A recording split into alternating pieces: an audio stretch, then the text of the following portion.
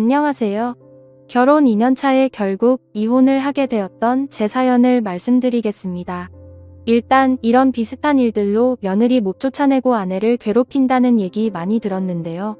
전 차라리 올감이라는 영화를 보면서 처음부터 그렇게 아들과 헤어져 주길 바라는 뜻을 대놓고 신호탄을 보내는 시어머니를 만났더라면 그나마 더 다행이지 않았을까 생각했었습니다. 어느 한쪽이 아니라 거부를 해도 그런 비정상적인 관계는 손뼉도 마주쳐야 소리가 난다는 말이 딱인 걸 다 아니까 말이죠. 애초부터 그런 관계를 알았더라면 제가 겪은 2년이라는 결혼 생활은 이틀도 안 갔을 겁니다. 저의 경우는 시어머니가 아들은 언제나 자기 차지이고 집에서는 둘이 연애하며 살듯이 지내면서 제3자가 보기에는 나라는 평범한 아내가 아들 옆에 있는 정상적인 모습으로 보여지길 바라는 경우였습니다. 하여 시어머니가 대놓고 괴롭히진 않고 어디에선 놓았다 저기에선 조였다 헷갈리고 은근히 숨통을 조이게 하는 방식으로 어딘가 숨어서 조종하며 괴롭히는 듯한 그런 느낌을 2년간 받았습니다. 전 남편과 저는 의약제품 회사에서 사내 연애 커플로 2년을 만나며 결혼했습니다. 전 남편이 외동아들로 홀어머니 모시고 산다는 것은 이미 알고 있었고요. 그의 친누나가 있었는데 결혼해서 분가하며 산다고 했고 연애할 때부터 은근히 누나 얘기를 꺼내면 안색이 안 좋아지거나 말을 돌리고 무조건 따로 산다고 모르는 식의 자세를 보였습니다. 오늘 관계가 별로 좋진 않구나 대수롭지 않게 생각했었고요. 저는 친남동생 한 명과 부모님 두 분 다 계셨고 서로 아무 문제 없고 양쪽 집안에서도 연애하며 몇 차례 식사 자리도 갖고 결혼하는 것을 당연한 것으로 여겼기 때문에 별탈 없이 결혼을 할 수 있었습니다. 상견례 자리에서 못 본 전 남편의 친누나가 결혼식에서도 보이질 않았다는 것 빼면 그 어떠한 의심도 안 될 행복한 결혼이었습니다. 처음부터 전 남편의 홀어머니를 모시고 살 생각을 갖고 있었고 결혼하자마자 남편 집에 들어가 살았습니다. 들어간 지 일주일 정도 됐을 때인가 시어머니가 기특하다며 낯선 환경에 적응도 잘하고 함께 이렇게 행복하게 살았으면 좋겠다고 말씀하시길래 어머님도 이대로 쭉 건강하셔서 오래오래 저희 효도 많이 받고 사세요. 이렇게 말씀드렸더니 갑자기 정색하시면서 이러시는 겁니다. 아직 70살, 80살 먹은 병든 노인네도 아니고 건강에 이상 없고 나 정도면 당연히 건강한 거지 그걸 왜 꼭 그렇게 되지 않길 바라듯이 말로 강조를 하냐 그리고 시어머니 앞에서 저희란 말을 어떻게 쓸 수 있냐 저희라는 말을 쓸 수 있는 더 깊은 관계는 당연히 나이지 않겠냐 그리고 효도란 말하지 마라 듣기 하나도 안 좋다. 나도 지금 한참 활동할 수 있는 나이에 아들과 함께 여기저기 다니며 나도 아들에게 무언가를 해줄 수 있는 능력이 되는데 너가 뭐 얼마나 잘나고 능력 있다고 나한테 효도란 말을 짓거리냐 이렇게 말씀하시는 겁니다. 눈 하나 깜빡이지 않고 얼굴을 들이대시며 속사포 같은 말을 하니까 저는 그냥 벙찐 채로 듣고만 있다가 울먹이는 목소리로 죄송하다고 하고 깜짝 놀라 방 안으로 들어갔던 기억이 납니다. 그 후로 결혼 생활이 하루 이틀 지속되면서 저는 그 집안의 병풍 같다는 느낌을 뼈저리게 받아야 했습니다. 그 집에서는 신문을 2가지를 시켜봤는데 셋이 모여있을 때 밥 먹을 건 다 먹고 딱히 할 일은 없고 할 때 제가 과일을 깎아 내려놓고 시어머니와 전남편이 각각 신문을 보고 있으면 저는 전남편 옆에 앉아 전남편이 보고 있는 신문을 몸을 좀 가까이 대며 함께 보았습니다. 그럼 시어머니께서 곧바로 우리가 보고 있는 신문을 탁 치시면서 신문을 2개만 시키니까 새아기가 좀 그렇겠다. 아들 이쪽으로 오고 새아기는 너가 보던 신문 보라고 해 라고 하면 남편은 절 보지도 않고 신문을 저에게 건네주고 시어머니와 1인용 소파에 둘이 끼고 앉아 함께 신문을 봅니다. 그러다가 시어머니가 다리를 꼬아 위쪽에 들린 맨다리를 반바지를 입은 남편 종바리에 비비며 안겨있는 식으로 신문을 보는 것입니다. 그렇게 되면 거의 시어머니가 전 남편에게 폭 앉혀있는 자세가 되고 남편의 팔은 자연스레 시어머니를 감싸며 신문을 드는 식으로 그렇게 보더라고요. 아들한테 과한 애교 부리는 시어머니의 모습 보신 분들 있으시면 막말로 얼마나 역겨운지 아실 겁니다. 남편의 키가 179 정도였고 시어머니는 저보다 좀 작으셨으니 158 내지 159 정도 됐을 겁니다. 저녁을 차리고 있을 때 남편은 부엌에 맞은편에 있는 베란다에서 담배를 태우고 있었습니다. 그때 시어머니께서 몰래 까치발로 전 남편 뒤로 가더니 왁 하고 깜짝 놀래키는 겁니다. 그럼 남편은 시어머니 장난을 받아주듯 장난식으로 괴롭히려는 자세를 취하고 시어머니는 굉장히 바라고 있다는 듯이 아들도 엄마 가슴 만지기만 해봐 이러면서 귀여운 척을 해대고요. 그럼 남편은 그 말 듣고 시어머니를 잡고 가슴팍으로 머리를 막 들이밀면서 장난을 치더라고요. 그때 제가 부엌에서 고개 돌려보고 있으니까 시어머니가 저를 힐끔 보시면서 전 남편한테 하지 말란 식으로 얘기하며 은근슬쩍 저를 약올리려고 하는 듯이 행동을 하더라고요. 저런 상황들이 계속되니까 딱히 싫다는 눈치도 안 주고 괴롭히거나 내쫓으려는 행동도 안 하고 잔소리 또한 없으시고 정색 안 할 때는 말 하나하나 따뜻하게 말씀하시긴 하는데 마치 집안에서의 상황은 남편과 시어머니가 서로 좋아 죽겠는 신혼 초창기고 왠지 제가 그걸 어쩔 수 없이 보게 되는 시어머니가 된 듯한 그런 느낌이 들고 어쩔 때는 한참 연애 중인 친구 커플이 함께 있는데 제가 그 친구와 베프여서 친구가 저를 데리고 다니는 듯한 그런 제가 꼽사리를 끼거나 병풍 같은 느낌이 들더라고요. 뭐 딱히 남편이 밖으로 돌지 않는 이상 집에 함께 있을 시간도 많고 신혼 초도 즐길 여유도 있는데 말로 설명하지 못하겠지만 시어머니가 정말 자연스럽게 남편과 함께하며 신혼이란 시간을 즐길 틈을 주지 않은 채 제가 겉돌고 병풍같이 되고 아들과의 연애는 즐기며 아들 옆에는 저라는 일꾼을 두어서 살림은 잘 돌아가게 만들어두고 그런 상황들이 자연스럽게 흘러가도록 주장하는 느낌이 계속 들었습니다. 차라리 시어머니가 저를 헤아려 하거나 잔소리나 트집 잡는 게 심하다거나 하면 최근 한 남편 바로 붙들고 무언가를 토로하며 얘기를 하겠는데 이건 뭐 이상하긴 한데 막상 말하려고 치면 말할 것도 없을 뿐더러 저만 이상한 여자가 될 것 같고 그래서 말 못하고 저 혼자 의기소침해져 있거나 뚱해져 있고 신혼 초인데 어째 갈수록 깨가 쏟아지는 사이는 시어머니와 전 남편의 관계였죠. 셋이서 어디를 놀러 갈 때에도 시어머니께서 웃으시며 손을 내밉니다. 새아기 잃어버리지 않게 꼭 붙들고 가야지 하며 남편을 보고 그 특유의 애교 섞인 표정으로 귀여운 척을 합니다.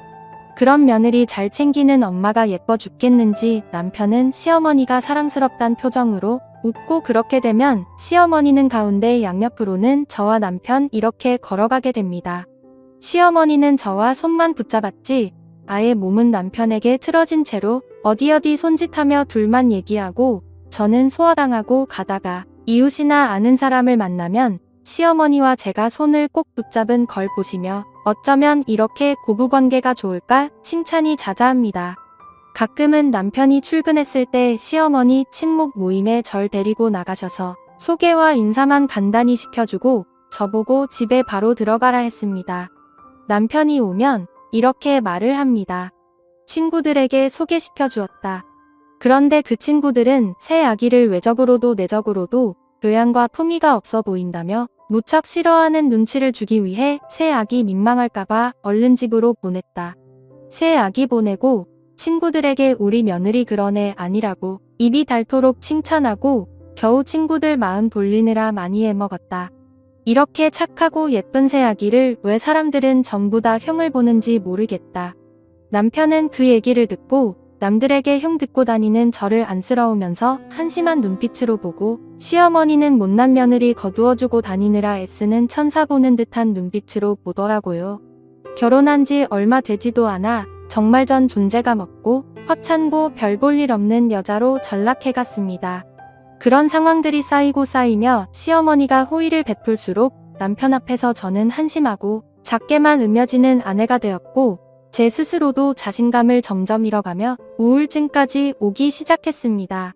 정확히 속을 터놓을 만한 이유도 모른 채로 점점 숨통이 조여오고 가슴이 답답해져가고 나도 무언가의 이유를 찾고 소리라도 치르던가 한 번 발광이라도 해서 무엇인가를 터뜨리고 싶은데 그럴 만한 명목 하나 없으니 그게 더 미칠 노릇이었습니다.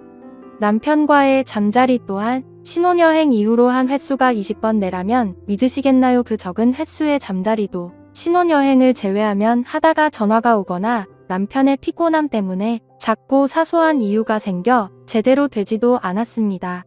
임신 또한 전혀 소식이 없었고요. 남편과 시어머니는 이상하게도 임신 문제에 대해 일체 언급 한 번을 하지 않으시더라고요. 어느 날은 잠결에 남편이 베란다에서 통화하는 소리를 들었습니다. 통화 내용은 입에 담기도 역겨운 말이었습니다. 다른 여자와 폰으로 즐기는 남편의 목소리에 화가 나기는커녕 남편의 잠자리조차 만족 못 시켜주는 한심한 제가 미칠 듯이 싫더라고요. 밤새 몰래 울다가 아침에 일어났을 때 남편이 세안을 하러 간 사이에 남편 폰을 봤습니다. 온갖 생각이 다 들더라고요. 저는 결혼하며 그만두었던 회사 사람이 아닐까 하고 핸드폰 통화 내역을 보았습니다. 그런데 새벽에 통화한 사람은 엄마라 저장된 번호뿐이더군요. 주변 사람이 불편할 정도로 심하게 애틋한 관계인 줄은 알았지만 이렇게 직접적으로 이상한 교감까지 하는 아들과 엄마 사이일 줄은 꿈에도 생각 못했습니다. 그 다음날 마침 친구분들과 마실 나가신다며 목욕을 하시는 어머님, 몰래 어머님 방에 들어가 다시 확인을 하기 위해 어머님 핸드폰도 몰래 훔쳐보았습니다. 역시나 그 새벽 시간대 남편과 통화한 내역이 있었고 핸드폰을 확인하고 내려놓으려 할 때 달력에 파란색 펜으로 표시가 되어 있었는데 전날 남편과 통화를 마친 그날의 표시가 되어 있는 것이었습니다. 혹시 그런 날은 표시를 해놓고 주기적으로 하는 것인가 하고 달력을 보니 한 달에 4번, 그러니까 일주일에 한 번 꼴로 파란색 표시가 되어 있었고 그리고 그 달 마지막 주 금요일에는 빨간 펜으로 한 번 표시가 되어 있었습니다. 며칠인지 정확히 기억을 해두고 왠지 직감적으로 전 남편과 시어머니 관계에 관련된 일이 분명할 것이라 확신하며 기다렸습니다. 그 달 마지막 주 금요일이 되었을 때 일부러 남편에게 신호를 보냈더니 피곤하다며 다음에 하다 타일러주듯 하더니 잠을 자더군요. 산송장처럼 움직이지도 않고 눈 감은 채 정신은 말짱한 채로 깨어 있었습니다. 예상대로 대화가 끊긴 지 한참 만에 남편은 살며시 이부자리에서 나가더니 방문 닫는 소리도 안 나게끔 미리 방문고리를 돌려놓고 닫는 치밀함까지 보였습니다. 나가고 시어머니 방문 열리고 닫는 소리가 들려서 채방문을 열어보니 방문 잠그는 소리까지 확실히 들리더군요. 거실로 몰래 나가서 어머님 방에 귀를 대보았는데 둘이서 무언가를 속삭이고 웃긴 하는데 자세히 들리지가 않더라고요.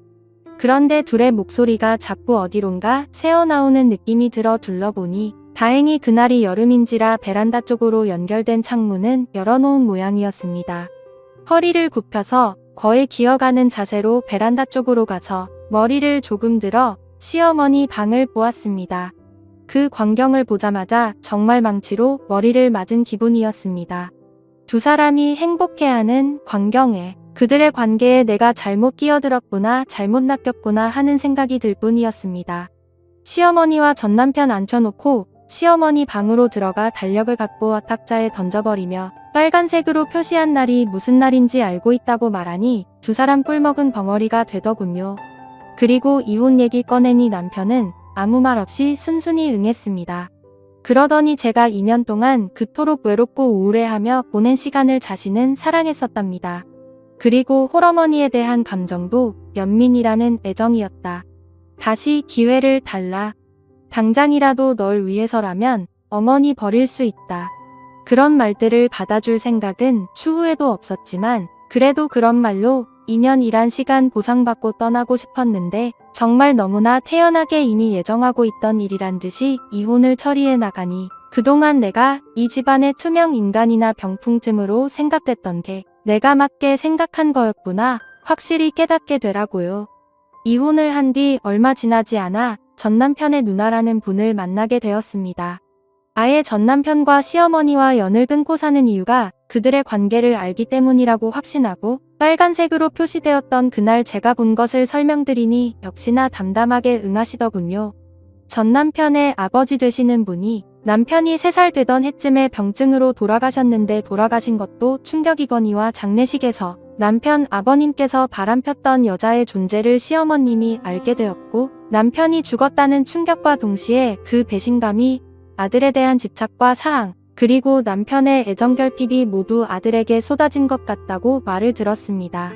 정말 말도 안 되는 걸로 들리겠지만 이혼 변호사분은 이런 사례도 가끔씩 있다고 하더군요. 시어머니와 아들의 부적절한 관계를 경험해본 여자들은 이런 기억이 얼마나 수치스럽고 상처가 되는지 공감할 겁니다. 저도 속에 담아두고 꺼내 보이지 않았던 기억들, 이렇게 비슷한 상처를 안고 있는 분들에게 털어놓을 수 있게 되어 다행이라 생각됩니다. 감사합니다.